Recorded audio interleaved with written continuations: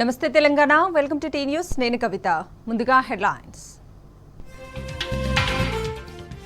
Britain రాణి Elizabeth అంత్యక్రియలకు భారీ ఏర్పాట్లు చివరి చూపు కోసం తరలివచ్చిన ప్రపంచ దేశాల అధినేతలు బీజేపీ పాలనలో యూపీ కునారిల్లుతోందన్న అఖిలేష్ నిరుద్యోగం ధరలు తగ్గించాలని లక్నోలో ఎస్పీ నిరసన బాత్రూమ్ వీడియో వివాదంతో చండీగఢ్ యూనివర్సిటీకి తాళం వారం రోజులు సెలవులు ప్రకటించడంతో ఇంటిబాట పట్టిన విద్యార్థులు ఎస్ఆర్ఎస్పీకి కొనసాగుతోన్న వరద 19 గేట్లు ఎత్తి దిగువకు నీటి విడుదల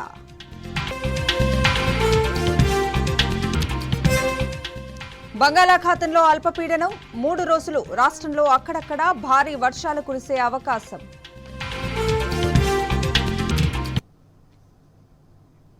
మరికాసేపట్లో క్వీన్ ఎలిజబెత్ II అంతిమ యాత్ర ప్రారంభం కానుంది.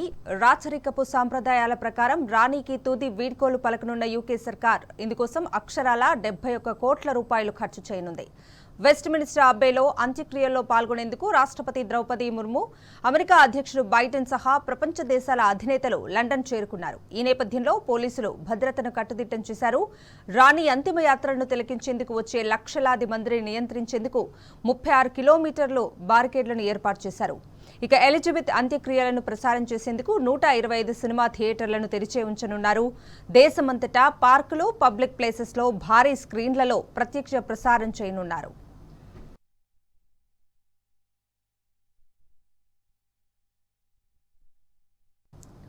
క్వీన్ ఎలిజబెత్ ఫ్యూనరల్స్ లో ఆమె మనవడు ప్రిన్స్ హ్యారీకి అవమానం జరిగింది. సైనిక దుస్తుల్లో క్వీన్ కు మనవళ్లు నివాళులు అర్పించగా అందులో హ్యారీ డ్రెస్ పై ఉండాల్సిన ఈఆర్ కోడ్ ను తొలగించింది రాజకుటుంబం. అయితే విలియం దుస్తులపై మాత్రం ఈఆర్ చిహ్నం ఉండటంతో హ్యారీ మనస్తాపానికి గురయ్యారనే వార్తలు వినిపిస్తున్నాయి. ఇదంతా ఉద్దేశపూర్వకంగా చేసిన పనేనంటున్నారు ఆయన సన్నిహితులు. అంతేకాదు క్వీన్ అంత్యక్రియల కోసం వచ్చిన ప్రపంచ దేశాల నేతలకు బకింగ్హామ్ ప్యాలెస్ లో చార్లెస్ విందు ఇవ్వగా ఈ కార్యక్రమానికి హ్యారీ దంపతులు దూరంగా ఉండటం పలు అనుమానాలకు తావిస్తోంది.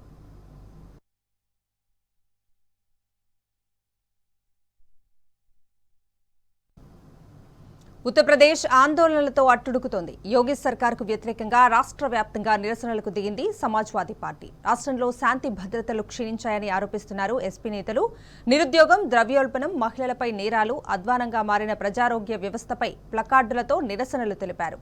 ఎమ్మెల్యేలు, ఎమ్మెల్సీలు పార్టీ ఆఫీస్ నుంచి అసెంబ్లీకి ర్యాలీగా తరలి వెళ్లారు. ప్రభుత్వ పాలన మరిచిపోయి ప్రతిపక్షాలపై ప్రతీకార చర్యలకు దిగుతోందని ఆగ్రహం వ్యక్తం చేశారు. ఇదిలా ఉంటే ఎస్పీ లేవనెత్తిన సమస్యలపై అసెంబ్లీలో చర్చకు సిద్ధమంటోంది అధికార పార్టీ. ప్రజలను తప్పుదోవ పట్టించడానికే ఆందోళనలు చేస్తోందని మండిపడుతోంది.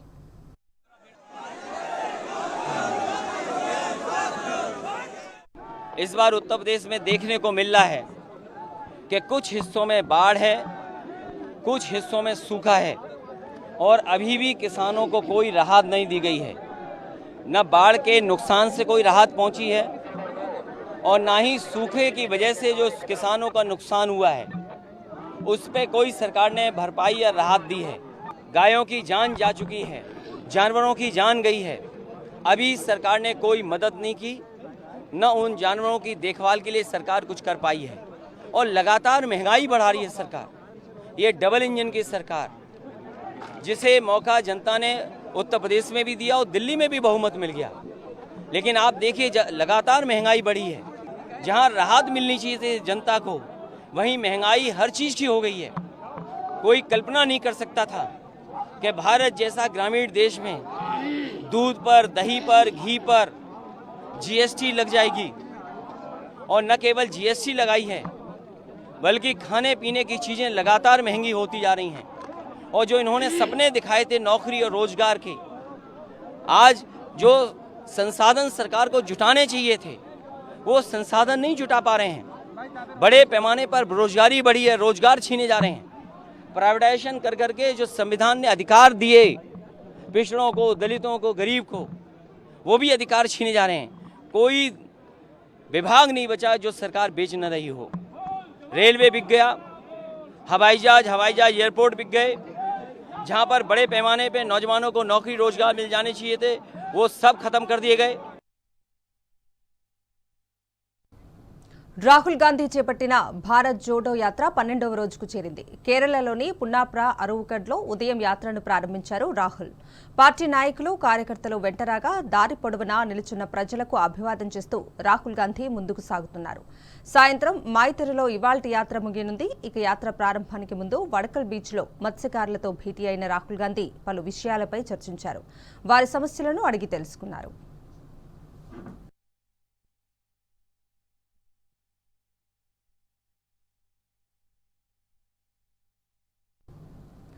జవహర్ నగర్లో బండి సంజయ్ పాదయాత్ర నేపథ్యంలో సామాన్య జనం బీజేపీకి వ్యతిరేకంగా గలమెత్తారు. తెలంగాణపై మోదీ సర్కారు వివక్ష, ధరల పెంపును నిరసిస్తూ స్థానిక ప్రజలు పోస్టర్లు, ఫ్లెక్సీలు అంటించారు. ప్రధాని మోదీ దేవుడంటూ కీర్తించిన బండి సంజయ్ తీరును ఎండగట్టారు. అమిత్ షా చెప్పుల దగ్గర తెలంగాణ ఆత్మగౌరవాన్ని తాకట్టు పెట్టిన నాయకుడెవరంటూ బండి సంజయ్కి పలు ప్రశ్నాస్త్రాలు సంధించారు. కార్పొరేట్లకు దోచిపెడుతున్న కేంద్రంలోని బీజేపీ పాలకులపై ప్రజలు నిప్పులు చెరిగారు. మోదీ ఇచ్చిన హామీలన్నీ ఏమయ్యాయని నిలదీశారు. పాదయాత్రకు ముందు ఈ ప్రశ్నలకు సమాధానం చెప్పాలని డిమాండ్ చేశారు. బీజేపీని ఇంటికి సాగనంపే సమయం ఆసన్నమైందని జనం తేల్చి చెప్పారు. జవహర్ నగర్లో పెద్ద ఎత్తున వెలిసిన ఈ పోస్టర్లు చర్చనీయాంశంగా మారాయి.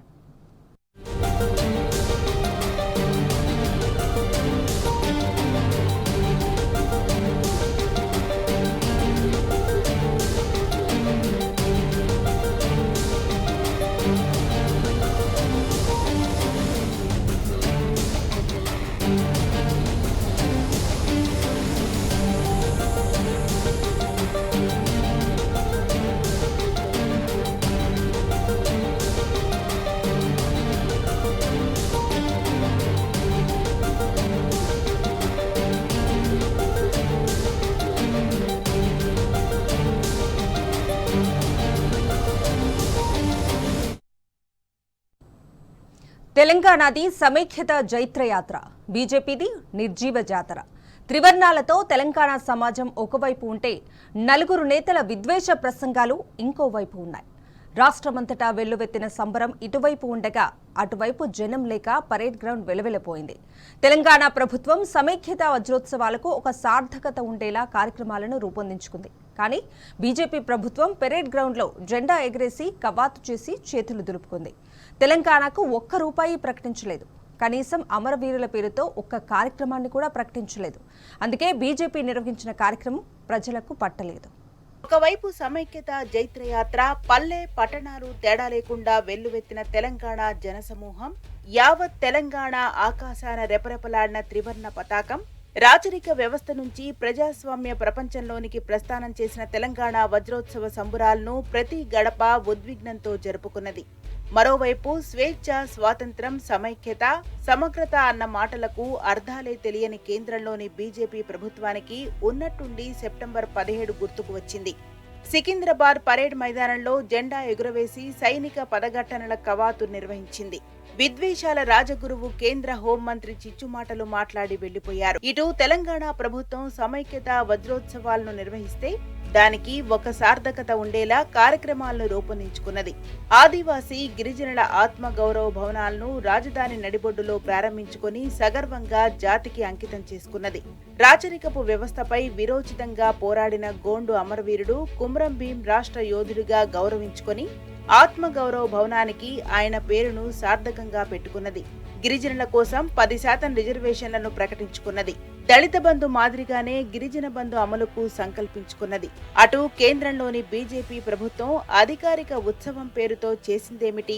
పరేడ్ గ్రౌండ్లో జెండా ఎగరవేసి కవాతు చేసి చేతులు దులుపుకున్నది.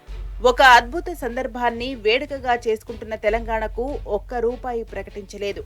కనీసం తెలంగాణకు ప్రేరణ ఇస్తున్న అమరవీరుల పేరుతో ఒక్క కార్యక్రమాన్ని కూడా ప్రకటించలేదు. దొడ్డి కొమరయ్య, చాకలి ఐలమ్మ వంటి ఎందరెందరో తెలంగాణ వీరులను కూడా తలుచుకోలేదు. ఆఖరుకు కార్యక్రమం నిర్వహించిన పరేడ్ మైదానంలో సర్దార్ పటేల్ బొమ్మతో పాటు వారి బొమ్మలను పెట్టుకున్నారే తప్ప ఒక్కరంటే ఒక్క తెలంగాణ యోధుల బొమ్మ మచ్చుకు కూడా కనిపించలేదు. అందుకే బీజేపీ నిర్వహించిన కార్యక్రమం ప్రజలకు పట్టలేదు, పరేడ్కే పరిమితమైంది. ఏ రాష్ట్రంలోనైనా ఒక కార్యక్రమం అధికారికంగా నిర్వహించాలని కేంద్రం నిర్ణయం తీసుకుంటే తప్పనిసరిగా రాష్ట్ర ప్రభుత్వానికి సమాచారం ఇవ్వడం బాధ్యత. కానీ కేంద్రం మాత్రం అన్ని సంప్రదాయాలకు తిలోదకాలు ఇచ్చింది. రాష్ట్ర ప్రభుత్వంతో ఎలాంటి సంప్రదింపులు జరపకుండానే, సంబంధం లేకుండానే కార్యక్రమాన్ని ప్రకటించేసుకుంది. రక్షణ శాఖకు చెందిన పరేడ్ గ్రౌండ్ లో కార్యక్రమాన్ని ఏర్పాటు చేసుకుని నిర్వహించుకున్నారు. దీన్ని సమైక్య స్ఫూర్తి అని అంటారా అని తెలంగాణ వాదులు ప్రశ్నిస్తున్నారు. పీడించే వర్గాలకు వ్యతిరేకంగా తెలంగాణ యావత్ సమాజం ఏకమై ఉద్యమం చేసే స్వేచ్ఛను పొంది భారతదేశంతో సమైక్యమైన రోజు సెప్టెంబర్ 17. ఇది కుల, మత, జాతి భేదాలు లేకుండా తెలంగాణ ప్రజలు జరిపిన పోరాటానికి, భారత సమైక్యలో కలిసిపోయిన అద్భుత సందర్భానికి గుర్తు. కానీ బీజేపీ ఈ చరిత్రకు వక్రభాష్యం చెప్పింది. తెలంగాణ విమోచన దినోత్సవం పేరుతో మతం రంగు పులిమే కుట్ర చేసింది. పీడించిన వర్గాలను వదిలిపెట్టి కేవలం మతాన్ని బూచీగా చూపి విషపు రాజకీయాలు చేయాలని ప్రయత్నించి భంగపడ్డది. కేవలం తన రాజకీయ ప్రయోజనం కోసం బీజేపీ నేతలు విషపూరిత ప్రదర్శన చేసి వెళ్లిపోయారు. మరి ఇదే కేంద్ర హోంమంత్రి ఇదే హైదరాబాద్ సంస్థానంలో భాగంగా ఉండి కర్ణాటక, మహారాష్ట్రలో కలిసిపోయిన ప్రాంతాల్లో కానీ, ఆ రాష్ట్ర రాజధానులైన ముంబై, బెంగళూరులో కానీ ఈ కవాతులు ఎందుకు చేయలేదు? ప్రధాని, కేంద్ర హోంమంత్రి సొంత రాష్ట్రమైన గుజరాత్లోని జునాగఢ్ సంస్థానం కూడా హైదరాబాద్ కంటే కాస్త ముందు ఇదే పోలీస్ చర్యతోనే భారతదేశంలో కలిసిపోయింది. మరి జునాగఢ్ విమోచన దినోత్సవాలను ఎందుకు చేయటం లేదు అని తెలంగాణ ప్రజలు అడుగుతున్నారు. ఇప్పుడు ఎంఐఎంను మతతత్వ పార్టీ అని, రజాకార్ల వారసత్వ పార్టీ అని పదే పదే బీజేపీ చెబుతున్నప్పుడు ఆ పార్టీపై మోదీ సర్కార్ ఎందుకు చర్యలు తీసుకోవడం లేదు? మైకుల ముందు రెచ్చగొట్టే మాటలు మాట్లాడడం తప్ప కేంద్రంలో సంపూర్ణ మెజార్టీతో అధికారంలో ఉన్న బీజేపీని చర్యలు తీసుకోవడానికి అడ్డుకుంటున్నదెవరు? నిజాంను దోషిగా నిందించినట్లయితే సర్దార్ పటేల్ ఆయనను రాజ్ ప్రముఖ్ గా ఎందుకు చేశారు? నేరగాడైనప్పుడు జైల్లో ఎందుకు వేయలేదు? హైదరాబాద్ రాష్ట్ర కొత్త ముఖ్యమంత్రిని నిజాం ద్వారానే ప్రమాణం ఎందుకు చేయించారు? తెలంగాణ విమోచన దినోత్సవం జరపడానికి 25-30 ఏళ్ల నుంచి కృషి చేస్తున్నామని బీజేపీ నేతలు చెబుతున్నారు. ఇన్నేళ్లలో కేంద్రంలో వాజ్పేయి, మోదీ ప్రభుత్వాలు, ఉమ్మడి రాష్ట్రంలో చంద్రబాబు నాయుడుతో కలిసి ఏర్పాటు చేసిన సంకీర్ణ ప్రభుత్వాలు కలిపితే కనీసం 21 సంవత్సరాలు బీజేపీ అధికారంలో ఉన్నది. ఆ కాలంలో ఉత్సవాలు ఎందుకు నిర్వహించలేదని తెలంగాణ ప్రజలు నిలదీస్తున్నారు. సుమారు 6 కోట్ల మంది భారతీయుల వ్యక్తిగత సమాచారం ప్రమాదంలో పడినట్లు తెలుస్తోంది. ప్రధాని నరేంద్ర మోదీ పిలుపుతో హర్ ఘర్ తిరంగా వెబ్సైట్లో నిక్షిప్తమైన ప్రజల ఫోటోలు, ఇతర వివరాలకు రక్షణ లేకుండా పోయింది. ప్రైవేట్ సంస్థలకు కేంద్ర ప్రభుత్వం నిర్వహణ బాధ్యతలు అప్పగించడంతో భారతీయుల సమాచారం అంతా ఇతర దేశాలకు తరలి వెళ్లే ప్రమాదం ఉందని నిపుణులు హెచ్చరిస్తున్నారు. ఎన్నికల ప్రచారం కోసం ఈ డేటాను బీజేపీ వాడుకుంటుందనే అనుమానాలు వ్యక్తమవుతున్నాయి. ఆజాదీ కా అమృత్ మహోత్సవ్లో భాగంగా ఇండ్ల వద్ద జాతీయ పతాకాలు ఎగురవేయాలని ప్రధాని నరేంద్ర మోదీ జాతిజనులకు పిలుపునిచ్చారు. జెండాతో దిగిన సెల్ఫీ ఫోటోలను హర్ ఘర్ తిరంగా వెబ్సైట్లో అప్లోడ్ చేయాలని సూచించారు. ఈ క్రమంలో కోట్లాది మంది భారతీయులు తమ సెల్ఫీ ఫోటోలను ఆ వెబ్సైట్లో అప్లోడ్ చేశారు. లొకేషన్ను జియో ట్యాగ్ చేస్తూ ఫోన్ నెంబర్ తదితర వివరాలను సమర్పించారు. అయితే ఇప్పుడు ఆ పౌరుల వ్యక్తిగత సమాచార గోప్యతపై ఆందోళనలు వ్యక్తమవుతున్నాయి. ఈ మేరకు non profit journalism organisation Rest of World సంచలన కథనాన్ని ప్రచురించింది. హర్ ఘర్ తిరంగా వెబ్సైట్ ను కేంద్ర సాంస్కృతిక శాఖ లాంచ్ చేసింది. భారత ప్రభుత్వం ఆధ్వర్యంలో పనిచేసే అన్ని వెబ్సైట్ల సర్వర్లన్నీ NIC.in పేరిట భారత్లోనే ఉంటాయి. అయితే ఈ సైట్ హోస్టింగ్ సర్వర్ ప్రైవేట్ సంస్థ అమెజాన్ వెబ్ సర్వర్ పేరిట ఉన్నది. హర్ ఘర్ తిరంగా సైట్ కార్యకలాపాలను గురుగ్రామ్ కేంద్రంగా పనిచేస్తున్న తగ్బిన్ అనే ప్రైవేట్ కంపెనీ నిర్వహిస్తున్నది. సింగపూర్, దుబాయ్ కేంద్రంగా పనిచేస్తున్న మరికొన్ని కంపెనీలు ఈ వెబ్సైట్ బ్యాకెండ్కు అనుసంధానమై ఉంటాయి. ఆగస్టు 15 తర్వాత ప్రచారం ముగియగానే సైట్లోని డాటాను తొలగిస్తామని ప్రభుత్వం వెల్లడించింది. అయితే ఇప్పటికీ 6 కోట్ల మంది వివరాలు, ఫోటోలు సైట్లో కనిపిస్తూనే ఉన్నాయి. వారి ఫోన్ నెంబర్లు, లొకేషన్లు సర్వర్లలో నిక్షిప్తమై ఉన్నాయి. Har Ghar Tiranga website IP address ను 15 ఇతర వెబ్సైట్లకు షేర్ చేశారు. ఇందులో విదేశాలకు చెందిన వెబ్సైట్లు కూడా ఉన్నాయి. భారత వెబ్సైట్ IP అడ్రస్ ను విదేశీ వెబ్సైట్లకు ప్రత్యేకంగా షేర్ చేయడంపై విమర్శలు వ్యక్తమవుతున్నాయి. 18 ఏండ్లు నిండని మైనర్ల వివరాలు, ఫోటోలను ప్రచురించబోమని పేర్కొన్నారు. కానీ ఆ వెబ్సైట్లో చిన్నారుల ఫోటోలు, పేర్లు కుప్పలు తెప్పలుగా ఉన్నాయి. యూజర్ ఏ సైట్లు బ్రౌజ్ చేస్తున్నాడన్న వివరాలు తెలుసుకోవడానికి సాయపడే కుకీస్ ను హర్ ఘర్ తిరంగా వెబ్సైట్ కు వినియోగించారు. దీన్ని బట్టి చూస్తే పౌరులకు సంబంధించి మరింత సమాచారం తెలుసుకోవాలన్న ఆతృత సైట్ నిర్వాహకులకు ఉన్నదని స్పష్టమవుతున్నది. బీజేపీ రాజకీయ ప్రత్యర్థులే టార్గెట్, సోదాలంటూ మీడియాలో హడావుడి. ఇలా ఎన్ఫోర్స్మెంట్ డైరెక్టరేట్ లీకులిచ్చి మరీ లేకి పనులు చేస్తోందన్న విమర్శలు వెల్లువెత్తుతున్నాయి. కేంద్రంలోని మోదీ సర్కారు ప్రత్యర్థులను వేధించేందుకు ఈడీని వాడుకుంటుందనే ఆరోపణలు కూడా వస్తున్నాయి. అయితే ఈడీ అధికారులు వీటిని ఖండించకపోవటము ఈ విమర్శలకు మరింత బలాన్నిస్తోంది.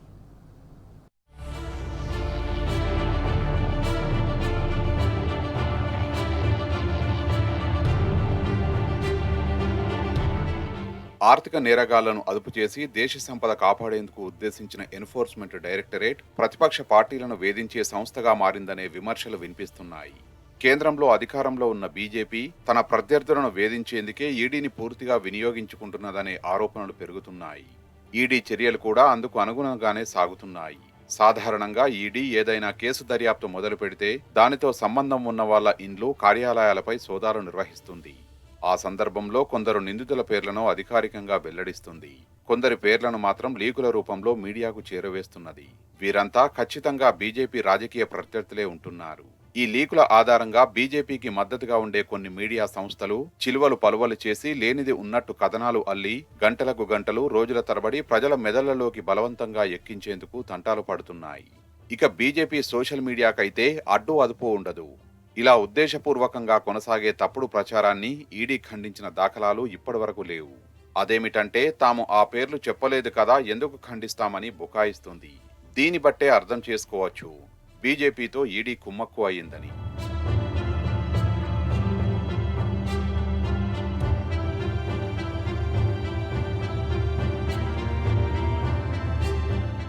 ఇటీవల ఢిల్లీ లిక్కర్ స్కామ్ అని ఈడీ హైదరాబాద్ తో పాటు అనేక చోట్ల హడావిడి చేస్తున్నది. తెలంగాణ ప్రభుత్వానికి సన్నిహితంగా ఉండేవారి ఇండ్లలో సోదాలు అంటూ ముందే కొన్ని మీడియా సంస్థలకు లీకులు ఇచ్చి ప్రచారం చేస్తున్నది. దీని వెనుక అసలు కారణం వేరే ఉన్నదని రాజకీయ పండితులు అంటున్నారు. ముఖ్యమంత్రి కేసీఆర్ తెలంగాణ కొత్త సచివాలయ భవనానికి రాజ్యాంగ నిర్మాత బిఆర్ అంబేద్కర్ పేరు పెట్టారు. ఢిల్లీలో నిర్మిస్తున్న కొత్త పార్లమెంటు భవనానికి కూడా అంబేద్కర్ పేరు పెట్టాలని గట్టిగా డిమాండ్ చేశారు. కేసీఆర్ డిమాండ్ దేశవ్యాప్తంగా సంచలనంగా మారింది. దీంతో బీజేపీ కక్కలేక మింగలేక అన్నట్టు ఇరుకున పడింది. దీని నుంచి దేశం దృష్టి మళ్లించేందుకే ఈడీని రంగంలోకి దించినట్టు అనుమానిస్తున్నారు. అదిగో సోదాలు, ఇదిగో సోదాలు అంటూ లీకులు ఇచ్చి బీజేపీ సోషల్ మీడియాకు మంచి సరుకు అందించి కేసీఆర్ డిమాండ్ను మరుగునపరిచే కుట్ర జరుగుతున్నదని అంటున్నారు. శుక్రవారం నాటి ఈడీ సోదాలపై ఢిల్లీ నుంచి కొందరు ఉద్దేశపూర్వకంగానే తెలుగు మీడియాకు లీకులు ఇచ్చినట్టు సమాచారం. బీజేపీకి కొమ్ము కాసే మీడియా ఈడీ లీకులకు మరికొన్ని పేర్లు కలిపి ఇష్టమొచ్చినట్లు విష ప్రచారానికి దిగాయి. దేశంలోని ఎన్నో చోట్ల సోదాలు జరుగుతున్నా తెలుగు రాష్ట్రాలకే ఈ కేసును ఆపాదిస్తూ హడావిడి చేస్తున్నాయనే విమర్శలు వస్తున్నాయి.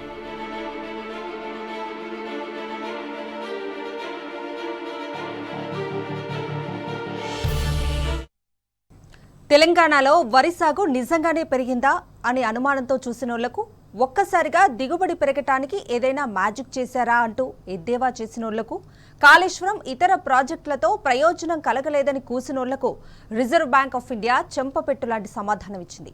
ఈ 7 ఏళ్లలోనే రాష్ట్రంలో ధాన్యం 4 గింతలు, ఆహార ధాన్యాల ఉత్పత్తి 3 ఇంతలు పెరిగినట్లు వెల్లడించింది. ఇది దేశంలోనే అత్యధిక వృద్ధి రేటు. ఇరుమిట్లు గొలిపేలా వ్యవసాయ రంగంలో సాధించిన ప్రగతిని ఆర్బీఐ హ్యాండ్బుక్ లో కండ్లకు కట్టింది. తెలంగాణలో కేవలం 7 ఏళ్లలోనే వరి దిగుబడి 4 రెట్లు పెరిగినట్లు వెల్లడించింది. మొత్తంగా ఆహార ధాన్యాల దిగుబడి ఉత్పత్తి 3 రెట్లు పెరిగింది.